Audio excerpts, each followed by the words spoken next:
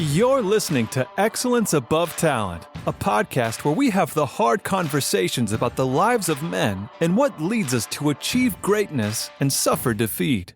Hear from other men's journeys as well, as we all learn and grow together to become inspirations to ourselves and those around us. And now your host, Aaron Thomas.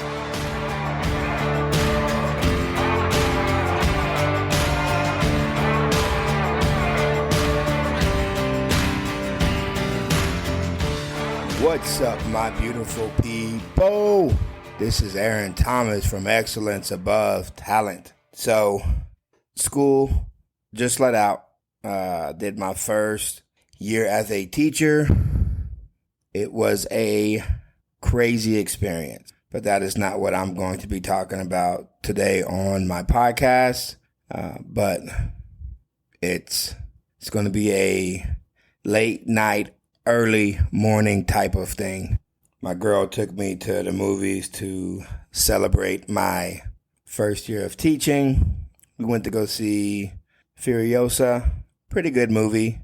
Not better than Mad Max, the first movie. We did the 10 o'clock showing, so we didn't get home till about 1 o'clock. And then my homeboy, who is not going to be in town Monday, wants to do the Murph at 4 a.m. in the morning. And so I'm thinking about doing it, but I still have one more day of professional development at school. So this weekend will probably be a little bit crazy, but what is life if you can't have a little crazy in it? I wanted to talk about pornography and the battle I have had with pornography most of my life, starting at the age of 10 till about 35, 36. I have been mentally and emotionally battling the scars that were created from my watching of pornography. Now, it's never a excuse, but because I watched it, it created a lot of different emotions within me that then seeped out and created a mindset that I had towards women. And it wasn't a mindset that I would want any young boy to have, my nephews, my sons. And so I felt like I had to attack this issue that was in my life. You could say it was an addiction because it was 25 years off and on. But that's what I ran to whenever life sucked. When I was overwhelmed or didn't feel enough, wanted more, got rejected. It was easy to go into a dark room, shut the lights off, pull up a video, and go to town. But here lately, like a year and a half, I have really made a conscious effort. And I think that is the biggest thing for me. A conscious effort to pay attention to why I was doing what I was doing and not like thinking about why I was doing it. There were a lot of different reasons why my first marriage didn't work, but I think pornography played a huge factor in why it didn't work. Not because I was just doing it all the time and I, was trying to hide it, because I had those conversations with my ex-wife. It was the watching of pornography that created a appetite that could not be quenched, a thirst that could not be quenched. I was fiending for it. And I heard a lot of people along my path that I called life because I could not get my pornography use under control. So about a year and a half ago, I downloaded an app where there was no way you could watch it for 6 months. So I would try to go to Instagram and look at big booty girls and things of that nature. But it wasn't enough because my mind was already warped with what I could be watching. So I would just take my butt to bed. Like, it is what it is. Some nights I would try to figure it out. But most nights I would just take myself to bed. And I got back into really focusing on my feelings, why I felt certain ways. And I also did not run from thoughts that came into my head. I would let them play out in my head because it helped me in my process of trying to be better and get better. Instead of running from the thoughts, the negative thoughts that I had, I would just deal with them, have that conversation with myself. And over time, it became a lot easier. And I'm not saying I'm 100% not, but pornography isn't something that I'm running to when I feel any emotion in my life. It's a freeing thing, but it's also scary because you have to put something in that place in order to keep moving in your life. And I started to go to church more, work out. I think mentally getting to a gym and working out has really helped me in so many different ways. And then getting back into church, having that connection has helped me in so many ways. This podcast, talking to men and talking to people and trying to figure out ways that men could be better has helped me tremendously in overcoming pornography. The main thing is God. I'm not going to sugarcoat anything. He has given me the strength to fight these thoughts in my head, because at the end of the day, I want to live for him and I want to be a warrior in his army.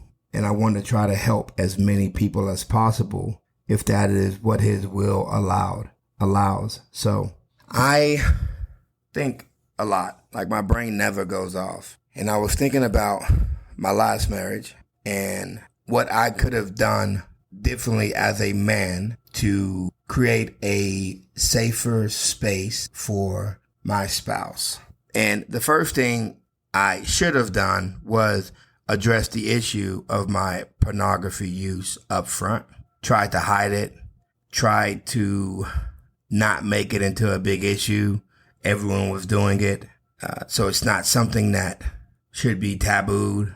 But every time I would watch porn and beat my meat, I would feel some type of way afterwards. Like disgusted, frustrated, upset, angry. Because I knew that that's not how I should be living my life or what I should be doing in my life. And I was doing it anyway. So the first thing that I should have done differently was not put myself in a relationship knowing that I still had these struggles. Because with those struggles comes all the things that come with it. And there might be a person that did not know you had those struggles. And they're trusting you face value when you're not showing them the real you. That was the first thing. Shouldn't have got into it until I had a hold or I was trying to figure it out. The second thing was I should have went to counseling to learn how to express my emotions and how to communicate in a way to where it didn't seem like I was being pushy or I was fiending for sex or demanding it. There were a lot of times where I would say things that wasn't very sexy and wouldn't get anyone in the mood, but then still expect someone to be in the mood when it's time to go to bed. And I think one of the biggest things that I did when I felt rejected, when I felt like I didn't, or I felt like I communicated but wasn't heard, or I thought that this person should be a mind reader and should just know my needs if they wasn't met, I conjured up this mindset of rejection. And every time I felt rejected, I can go into the room, turn on a video, take care of business, and go about my way. Communication became hard when wanting to express my needs of what I wanted or needed, and watching porn became easier. So if my ex wanted to have sex, then cool, I'm all for it. But if she didn't, that's also fine, because I'm not going to put myself out there. I'm not going to ask any questions. I'm just going to go take care of it myself. And it's just crazy how I never question the legitimacy of those thoughts. When they came up, it was just something that you do. So I did it. And after a while, you become desensitized to what sex should be about. And it should be about focusing on the person that you're with and making sure that they are taken care of, making sure they get theirs, because you know you're going to get yours as a guy. Being in the moment, feeling those feelings. I was robbed of all of that because of my choice to watch porn. There wasn't a lot of feeling when it came to having sex. Now, you shouldn't have sex outside of marriage. I'm not condoning it, but I did it. Outside of marriage and in marriage, it's just you as a man just want to get a nut off. Kind of like how when you're watching porn and you're just trying to get a nut off. That's how it became for a majority of my life.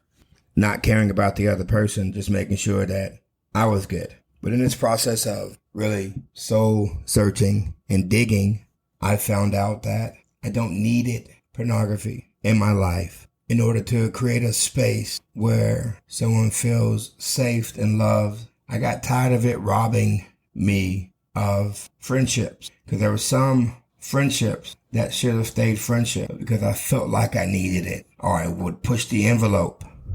And those friendships became not friendships, friends with benefits. And you push a lot of people away because once they realize you are only in it for sex and nothing else, they feel betrayed or used. And then you become a horrible person and they stop talking to you. I look back over my life and I realized a lot of my issues, a lot of my hurt, a lot of my trauma, a lot of me causing hurt, of me causing pain, of me causing trauma was centered around pornography. And I wanted to stop because I'm in a relationship now and I want to create the safest place for the girl that I'm with now. I want her to feel loved. I want her to feel like she doesn't have to create a masculine space in her life to protect my feminine energy that I have. Because my emotions triggered a reaction. And a lot of times that reaction was pornography. And to me, and it's not in a negative way, that was me operating in my feminine energy, where thoughts and emotions created an action versus thoughts and emotions created a thought so that I could figure out the best action for what I was thinking. And it wasn't just a quick, I feel this way, I'm doing. If I feel this way, why do I feel this way? Can I look around and figure out what put me at this state, so that if it's in a negative state, or where if it's in a state where I want to watch porn, I don't put myself in that situation. My algorithm for Facebook and Instagram, one, is pretty jacked up. But there were just a lot of big booty girls and thick women that if I was bored and I got on Facebook or Instagram and I would be clicking through, you'd find yourself 30 minutes into it, like clicking on all of these different profiles and looking at all of these different women. Then at that point, it's like, well, it's time. You know what I mean? Like I'm tired of looking at things that I could see just straight up, butt booty naked, getting destroyed. And then you jump into doing that, and then boom, there you go. You've falling off that wagon. So I started to try to change my algorithm, saying that those videos were not interested. I was not interested in those videos. And it's slowly getting better to where all these women aren't popping up on my Facebook or Instagram. It had nothing to do with them neither. I have to be able to control, my thoughts, and I'm controlling it by making sure I don't see Because maybe like a week and a half, 2 weeks ago, just pulled in from school, finna get out, just decompressing, get on Instagram. I don't know where this big booty white girl came from, but she popped through, and I'm like, man.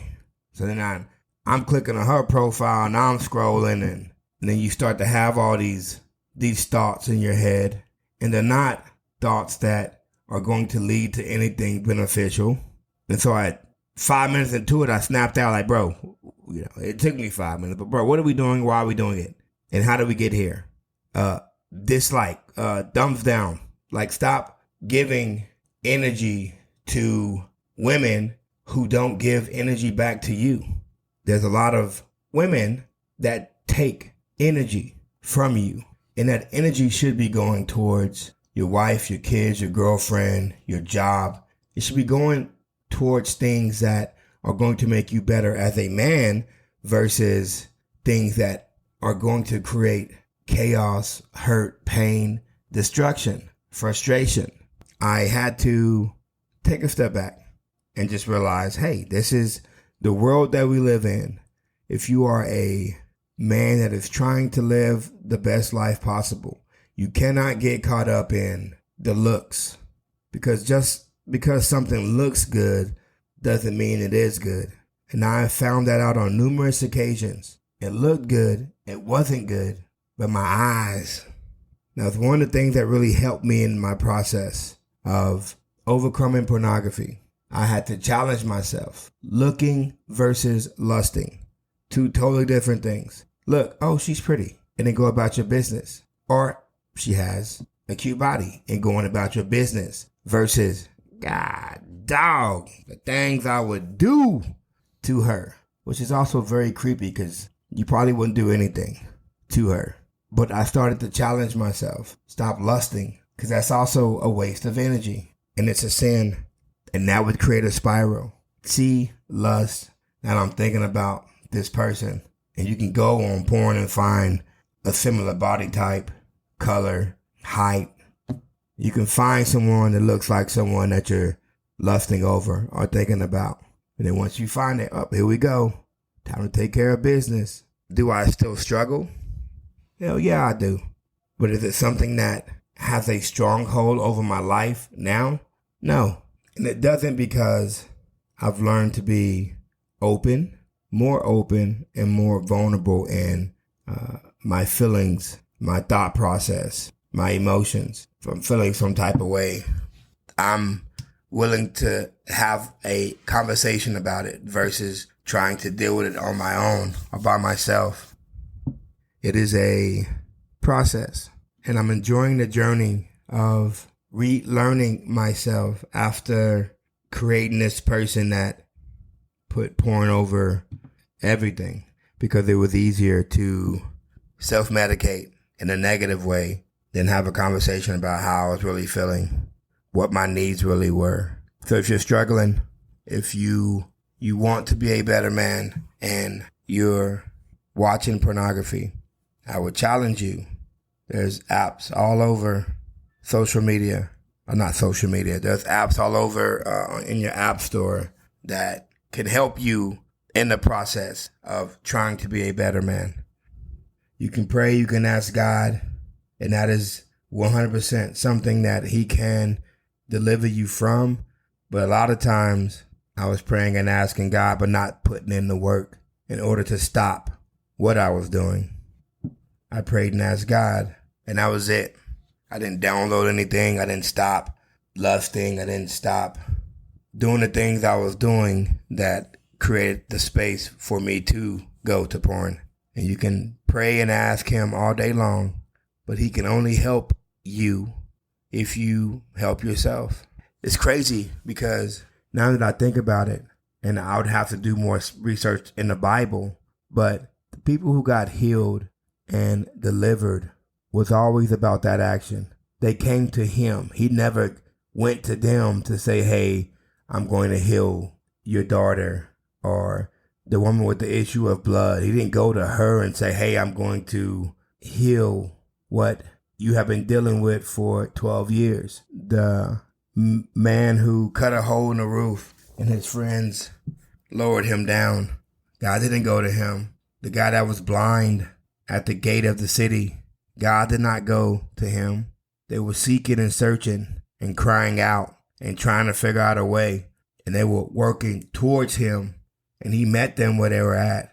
And he gave them the power to see, to walk, to be healed, to raise from the dead.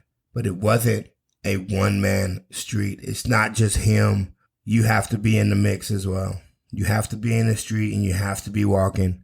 And I think I figured that out a year and a half ago. Sometimes your actions dictate the prayers you want God to fulfill in your life. If they're in His will and you have made the effort and you're making the effort, He will meet you and He will surpass all the things that you thought you ever wanted or needed. And He will give you more because of the effort that you're putting into trying. David was a bad man, but the effort he put into trying made him a man after God's own heart. So if you're walking through a valley and it feels dark and you feel alone and you don't know if you can make it, let me be the first to let you know that you can make it. You just have to keep walking, scared and all. You have to keep showing up for yourself each and every day because God is with you. He's not putting more on you than you can bear, but you can't tell Him how much you can and can't bear. He knows. Just keep moving forward. He sees you. He will meet you where He needs to meet you. And I am humbled and I am honored that struggling for 25 plus years, to say the struggle isn't, as I'm making this word up, struggling anymore. It's something that I can, with the help of God, overcome. So, if anyone hasn't told you today they love you, let me be the first to say I love you. You're awesome. You're amazing. You deserve the best that this world has to offer. Do not give up. Do not quit. The world does not get easier, but you will get stronger. Y'all have a good day. Bye-bye. Thank you for listening. Be sure to subscribe to the podcast so you never miss an episode. And for daily, motivational, and up-to-date content, follow us on Facebook and Instagram at Excellence Above Talent. And remember, keep moving forward, never give up, and you are never alone in this battle. We'll see you next time.